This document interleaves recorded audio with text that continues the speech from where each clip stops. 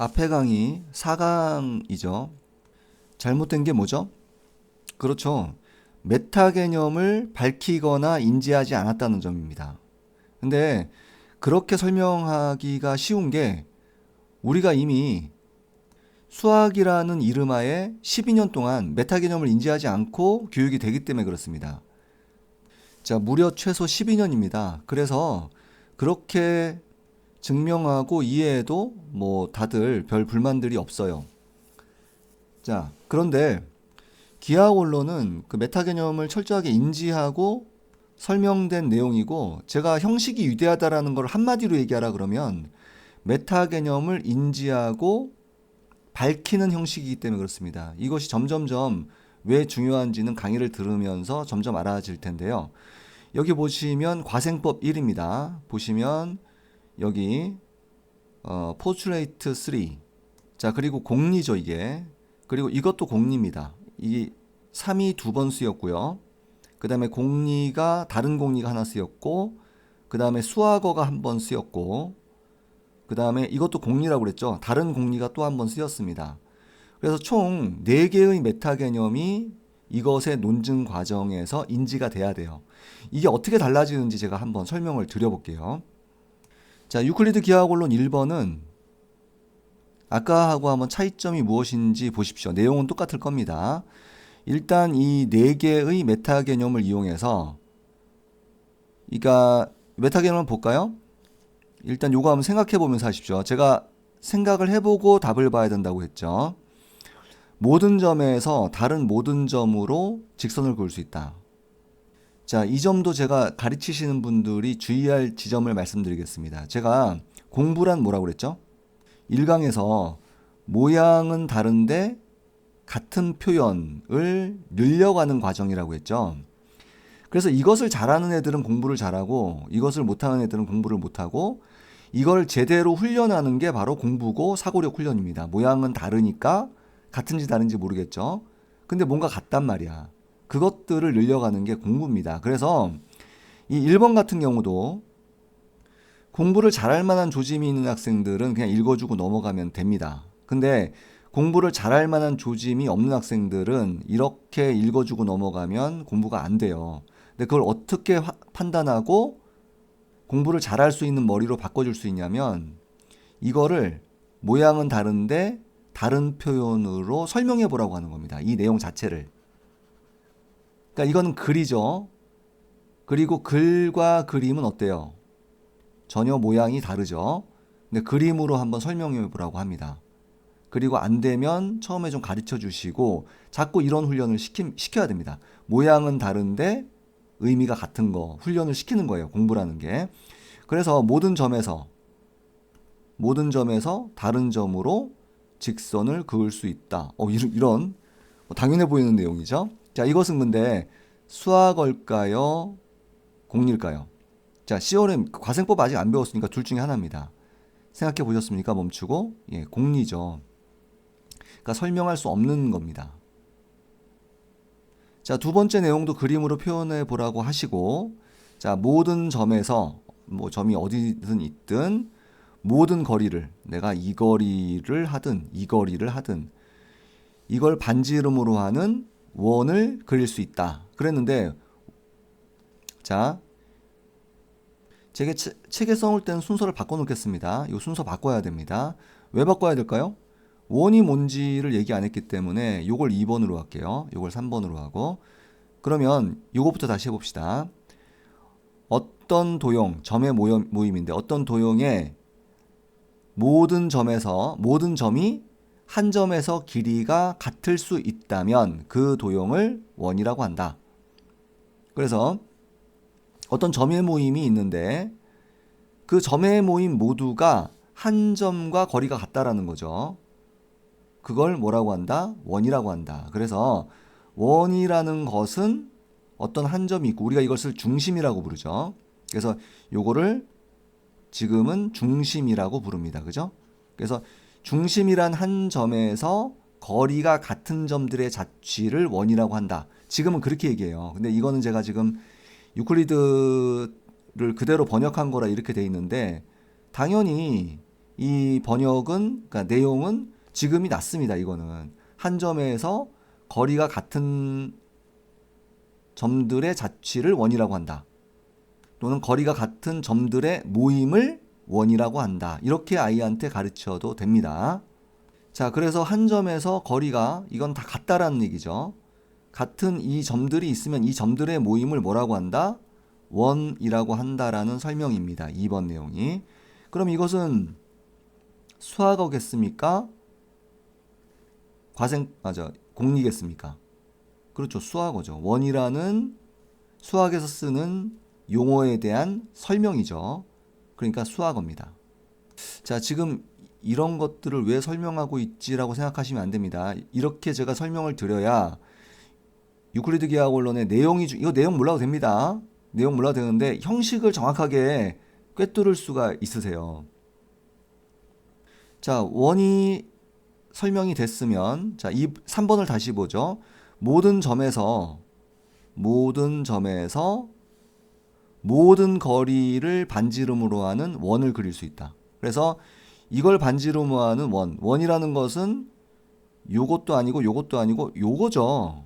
이것도 이해 못하는 학생들이 있어요. 글을 그림으로 모양이 다른데 같은 거, 이것도 중요하거든요. 또는 이거를 거리로 하는 원도 그릴 수 있고 다른 점에서도 마찬가지다. 그런 선언입니다. 자, 이거는 둘 중에 뭐겠습니까? 이거는 공리죠. 설명할 수 없는 거, 제정신이면 그냥 아는 거. 이렇게 되는 겁니다. 자, 그리고 이것도 보세요. 이것도 이렇게 물어보라고 그랬죠. B가, 지금 이렇게 가르치시면 됩니다. B가 A하고 같고 C도 A하고 같아. 그러면 B하고 뭐하고 같을까? 이렇게 물어보시면 돼요. 그러면 B하고 C하고 같다. 이거는 근데 수학어겠습니까? 공리겠습니까? 이것도 공리가 되는 거죠. 그러니까 이게 아니라 위에 거죠. 공리가 되는 거죠. 자, 이렇게 4개의 메타 개념을 어찌됐건 설명을 해주고 5번을 시작해야 됩니다. 자, 그럼 이제 어떻게 달라지냐면,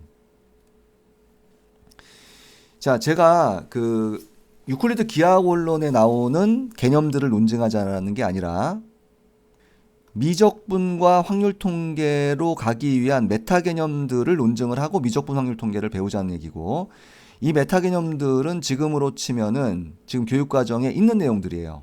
그러니까 초, 중, 고, 1까지 내용들이고, 지금 교육 과정은 기본적으로 아셔야 될 게 메타 개념을 인지하지 않은 상태에서 쓰여진 교과서를 바탕으로 수학 교육들이 이루어지고 있습니다. 자, 근데 개념이라는 게 어떤 요소가 있냐면요. 이게 초등학교 개념이 있어요. 그 다음에 중학교 개념이 있습니다. 하지만 초등학교 개념이나 중학교 개념이 초등학생이나 중학생이 만든 게 아니에요. 자, 개념 공부는 과생법에 대한 논증 공부로 사실은 이게 핵심이거든요. 과생법의 논증이 핵심인데, 이 논증도 초등학교, 중학교 수준에서는 굉장히 어려워요. 초등학교 중학생들이 해결할 만한 것들을 모아놓은 문제 집과는 다릅니다. 왜냐하면 이 논증은 수학자들이 해결을 하고 그들의 동의를 얻은 것들이거든요.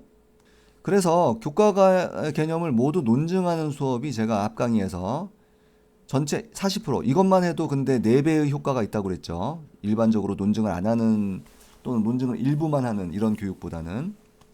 자, 근데 메타 개념을 정확하게 인지하고 제가 지금부터는 요 논증하고 좀 이름을 바꿔서 질문 논증이라고 하겠습니다. 그리고 질문 논증은 사실은 유클리드가 프톨레마이오스 대왕의 과외 선생입니다. 유클리드가 프톨레마이오스 대왕을 가리킬 때 이제 저는 이 질문 논증법을 썼을 거라고 생각을 합니다. 그래서 그것이 어떻게 아까 논증 과정하고 다른지를 지금부터 살펴보겠습니다. 자, 같은 지점은 일단 우선 A, B를 잡고 유한한 선분이죠. 자, 요걸 논증하는 거죠. 요게 아까 논증을 했었죠. 예, 그리고 요거는 당연히 과생법이겠죠. 자, 그래서 이 길이를 아까 R이라고 놨습니다. 그러면 유한한 길이의 직선이 주어지면 그 직선을 한 변으로 하는 그 선분이죠. 지금 선분이라고 부르는데, 그 선분을 한 번으로 하는 정삼각형을 만들 수 있다. 이게 유클리드 기하학원론 1번이었고 우리가 앞에서 증명을 했죠. 여기까지는 똑같습니다. 그것을 증명해야 된다. 근데 메타 개념을 알려주더라도 증명을 해보라고 그러면 아이들이 아니라 처음 해본다면, 만약에 이것을 이미 공부한 사람은 뭐 어느 정도 암기가 돼 있기 때문에 설명을 하겠습니다만, 처음 본다면 좀 정확하게는 불가능한 어른들도 있을 거고 2번은 뭐 99.99%가 불가능할 겁니다. 왜냐하면 그 논증의 과정이 일반인이 아니라 수학자, 그것도 지금 뭐 서울대 대학 교수를 넘어설 겁니다. 그 정도 지성이 논증을 한 거기 때문에 2번 같은 경우 못할 겁니다. 그렇게 뭐 이상하게 할 거예요. 제가 아까 얘기했던 뭐 컴파스로 잰다든가 자로 잰다든가 이런 식의 논증을 해버리고 말 겁니다. 그렇다고 해서 앞에 강의처럼 전체 논증 과정을 이렇게 보여주면은 사고력이 뭐라고 그랬죠? 생각하는 힘이죠. 이게 잘 발달하지 않아요. 그래도 뭐 상위 한 20%까지는 조금 그래도 할만합니다. 근데 나머지 80%는 정말 논증이 아무것도 줄 수 없을 경우도 있어요. 물론 처음에 그냥 막 외워가지고 흉내를 내다가 한 그걸 1년을 하면 오래 걸립니다. 하여튼 흉내를 내다 보면 나중에 좀 뭐가 터지긴 합니다. 근데 그거보다 굉장히 더 좋은 방법이 있어요. 지금부터 설명을 드릴 텐데, 자, 질문 논증이라고 했습니다. 질문 논증은 이렇게 하는 겁니다. 여기서 처음 시작할 때 아이한테 이렇게 얘기하는 거예요. 자, A를 한 점으로 해서, 자, 메타 개념 2번을 쓸 거야. 그래서 모든 점에서에서 이 점이 A라고 해봐. 그리고 메타 개념 2번을 써봐. 또는 모든 점을 A라고 하고 이 거리를 A, B라고 할게. 그리고 메타 개념 2번을 써봐라. 이렇게 질문을 하는 겁니다. 그러니까 1대1 수업일 수밖에 없죠. 자, 근데 요거 한 1대1로 정확하게 부모님이나 요거를 잘 끝까지 들으신 선생님이 한 3개월만 해주시면, 길게 잡은 겁니다. 3개월만 해주시면 요런 훈련을 받은 아이들끼리 모아놓으면 자기들끼리 해요. 제가 단언하는데 대한민국 최고의 선생의 1대1 강의보다 훨씬 또래들 간의 전이가 더 효과가 있습니다. 그건 제가 뒤에서 그 실험 결과들을 말씀을 드릴 겁니다. 자, 1대1 질문 논증입니다. 처음 2, 3개월은. 자, 요거를 점이라고 하고 그 다음에 거리를 R로 해서 요 2번 메타 개념을 써봐 그러면 못하는 학생 있을 수 있어요. 근데 뭐 한 80%는 합니다. 그럼 요걸 중심으로 해서 요걸 반지름으로 해서 원을 이렇게 그리겠죠. 그러니까 아이가 생각해서 원을 그리게 하는 겁니다. 자, 제가 질문의 규칙을 말씀드릴게요. 언제 질문할 수 있냐면요. 모양의 변화, 표현의 변화, 하여튼 뭔가 변화, 뭔가 썼죠. 여기다 뭔가 새로 쓰거나 그렸죠. 그러면 무조건 메타 개념이 쓰여요. 교과서나 정석, 뭐 창의 수학 이런 데서는 불가능합니다. 왜 불가능하다고요? 그것은 메타 개념이 인지되지 않는 수학이기 때문에 그렇습니다. 근데 유클리드 기하학 원론이나 IIM이나 뉴턴의 프린키피아 같은 건 가능하다고요. 왜냐하면 메타 개념이 인지된 상태에서 설명이 됐기 때문에 그렇습니다. 자, 그래서 처음 주어진 거에서 지금 원을 그렸죠. 뭔가 변화가 일어났죠. 그럼 메타 개념이 쓰인다는 겁니다. 자, 그 다음에 뭐 아이가 또 그냥 스스로 할 수 있는 아이디가 있어요. 1번 좀 쉽기 때문에. 그럼 스스로 하게 두십시오.